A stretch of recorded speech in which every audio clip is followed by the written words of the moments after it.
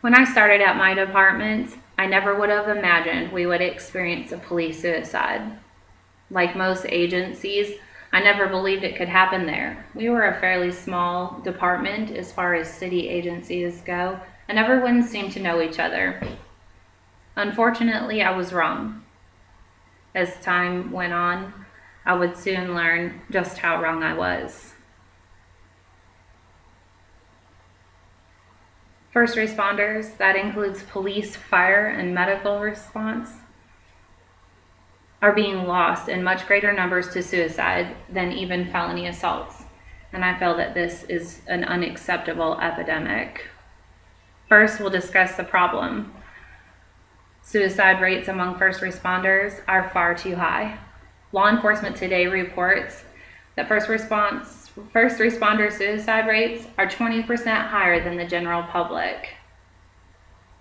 The National Police Suicide Foundation states that police suicides alone average more than 300 per year, and this is 4 times the felony death rate.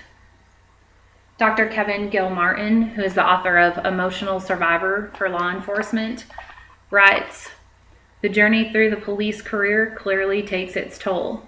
Suicides are just the extreme tip of the iceberg of emotional damage. Unfortunately, even the most extreme measure of psychological despair can be denied and rationalized away by the average officer and their agency." I do feel this is what occurs in most agencies like ours that never would expect to be dealing with a police suicide. The second point is the cause. What causes all of the first responder suicides? PTSD is a primary cause of suicide and depression. Miriam Heyman with the Rudderman Family Foundation explains that exposure to constant death and destruction leads to PTSD and depression. A study found, on average, police officers witness 188 critical incidents in their career. This constant exposure has lasting effects on the officers over time that cause great emotional problems. The American Counseling Association reported the treatment's resistance is often a significant barrier.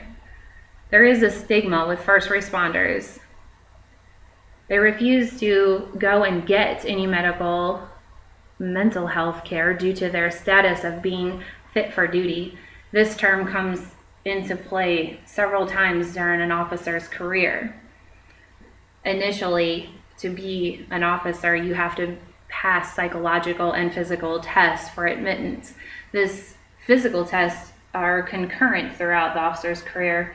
However, unless an issue has come up, very rarely are they reevaluated for mental health fitness.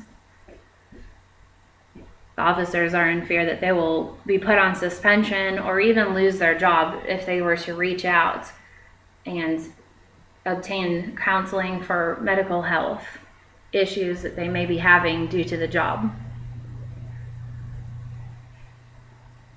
Where departments are failing, I believe, is lack of knowledge on this factor. It needs to be well known that this is merely a myth. Supreme Courts have ruled that this is not legal or ethical for any agency. Termination cannot occur from officers reaching out. There are HIPAA rules and patient counselor confidentiality that most officers believe don't apply to them due to their status. This is simply not true. Finally, we'll discuss the solutions. Mental health care. Of 18,000 law enforcement agencies across the United States, only 3 to 5% have suicide prevention programs. Jay Rudderman, president of the Rudderman Family Foundation, states it's our obligation to support first responders in every way. He continues by saying first responders should feel welcome and able to access life-saving mental health cases. Agencies need to break the silence related to suicide and develop programs for their departments to handle this issue. Some examples that I have seen are critical event debriefs, which are case by case and situational depending on the officer's call for service or frequency of devastating contact with the public. Also, employee assistance programs, supervisor troop buddy checks. The list goes on, and there are a multitude of resources to keep in check with your subordinates if you're a supervisor, or even line across the board employee to employee checks on one another. And these should be reported to a supervisor or through whatever chain of command your agency has if you feel there is someone suffering.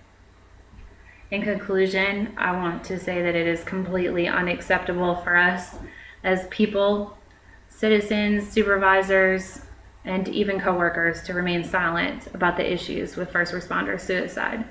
I believe it's up to each and every one of us to do our part in creating a plan to stop the epidemic.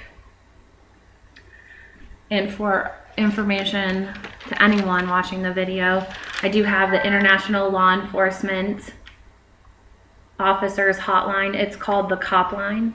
It's 800-267-5463, 24/7. It's specific to law enforcement.